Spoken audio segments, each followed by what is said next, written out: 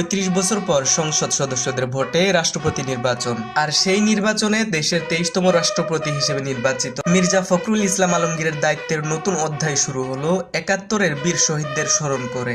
শপথ নেয়ার পর প্রথম আনুষ্ঠানিক কর্মসূচিতে আজ সাভারের জাতীয় স্মৃতিসৌধে গিয়ে মুক্তিযুদ্ধের শহীদদের প্রতি শ্রদ্ধা জানিয়েছেন। তার এই প্রথম শ্রদ্ধা নিবেদনকে ঘিরে স্মৃতিসৌধে ছিল গাম্ভীর্য আর আবেগের আবহ।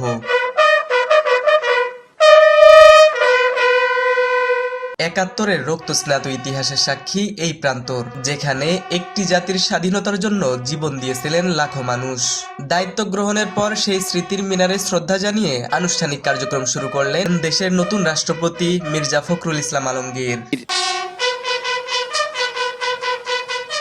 সকাল 10:15টায় জাতীয় স্মৃতিসৌধের শহীদ বেদিতে পুষ্পস্তবক অর্পণ করেন রাষ্ট্রপতি। ফুলের সঙ্গে যেন নীরবে ফিরে এলো ৭১-এর সেই অমর আত্মত্যাগের স্মৃতি।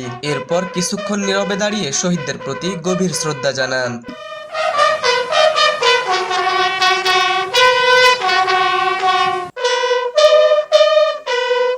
নিস্তব্ধ সেই প্রাঙ্গণে তখন বিউগলে বেজে ওঠে করুণ সুর। মুক্তিযুদ্ধের শহীদদের স্মরণে রাষ্ট্রপতিকে গার্ড অব অনার দেয় ৩ বাহিনীর চৌকস দল।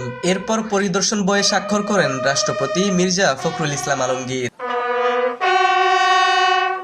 ৭১-এর বীর শহীদদের রক্তের বিনিময়ে অর্জিত রাষ্ট্রের সর্বোচ্চ সাংবিধানিক পদে বসে মির্জা ফখরুল ইসলাম আলমগীরের আনুষ্ঠানিক শ্রদ্ধা নিবেদন যেন ইতিহাসের কাছেই নতুন অঙ্গীকার। স্মৃতিসৌধের লাল সবুজ প্রাঙ্গণ পেরিয়ে সামনে এখন তার রাষ্ট্রপতি হিসেবে সাংবিধানিক দায়িত্ব পালনের নতুন পথ চলা।